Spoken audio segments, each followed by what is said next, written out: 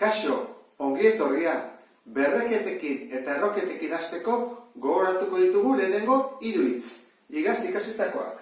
Eta dira, berrekizuna, berretzailea eta berretura. Horan, zer da berrekizuna? Zenbaki bat handiz dago, jarrita hemen 3 bat bezala, eta behan dago, oinarria da.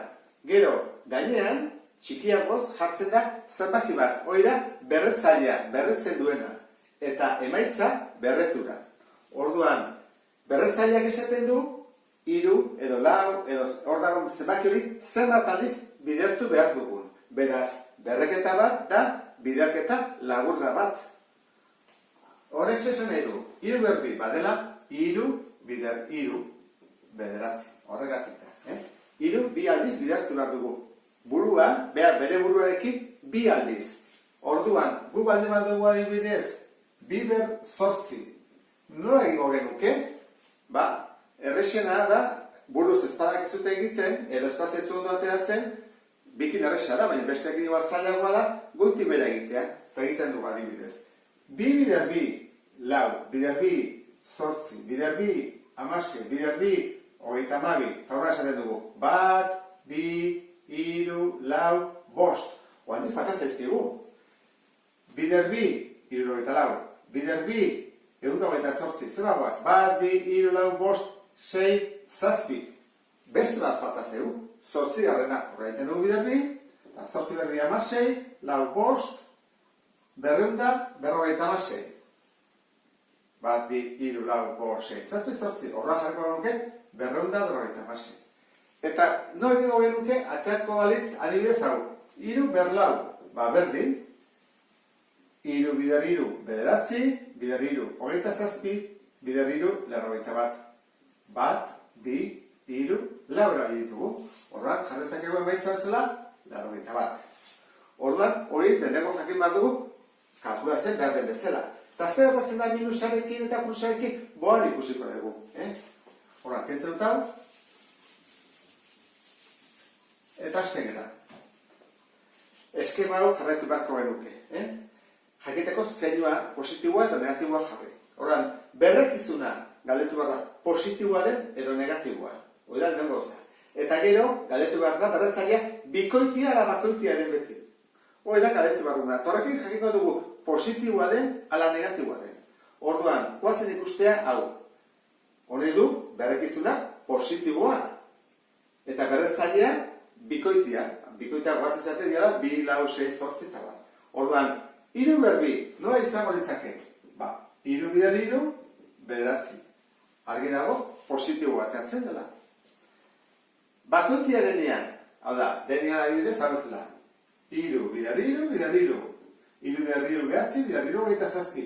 Positibo bateatzen da, baita ere.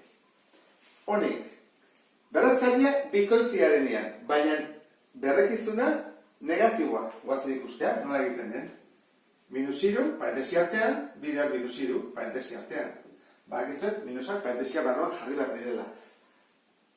Hemen jarri dugu horrela edo horrela. 2 aukera daudelako, baina minus dagonean, derrigorrez parentesia jarri behar da. Derrigorrez, bestela ez da negatiboa. Orduan, minus 3, bider minus 3, zen bada plus.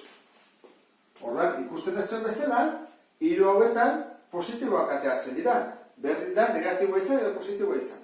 Eta azkena, berrekizuna negatiboa eta berretzailea bakoitia.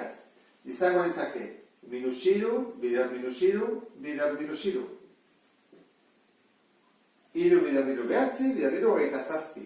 Eta zer gertatzen da minusarekin? Minus bider minus plus, bider minus minus. Hemen anulatu egiten direla, horretik da plus, baina hemen ez. Horran, hauek dira positiboak.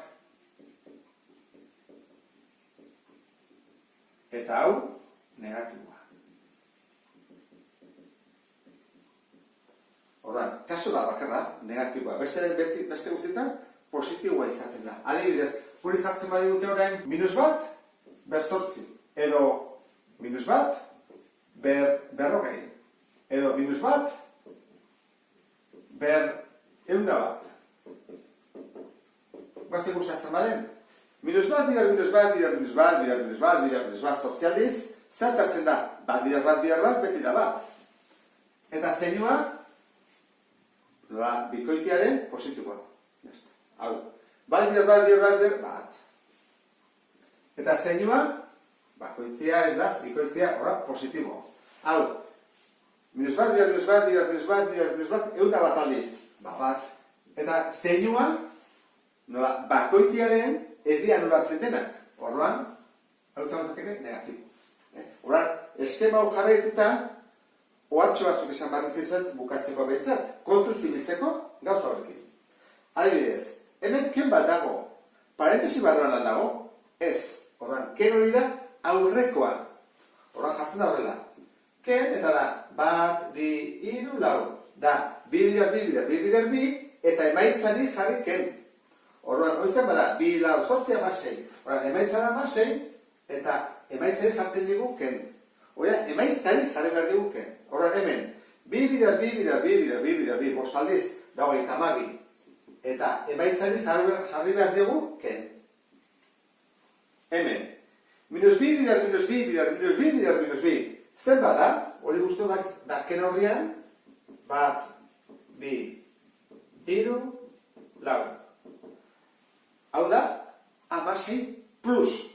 Anulatu egiten dira, minus plus, horren aldera da plus. Horren emaitza da plus. Baina aurrean dago ken bat. Horren jartzen dugu ken.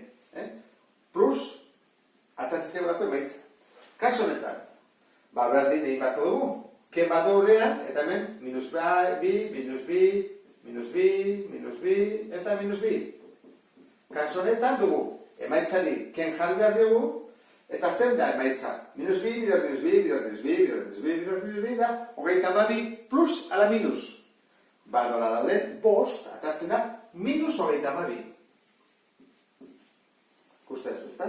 Eta kaso honetan, jarri beharko nuke, horren bai, plus horrela, edo plus hogeita mabi, edo nabain gozuna hogeita mabi.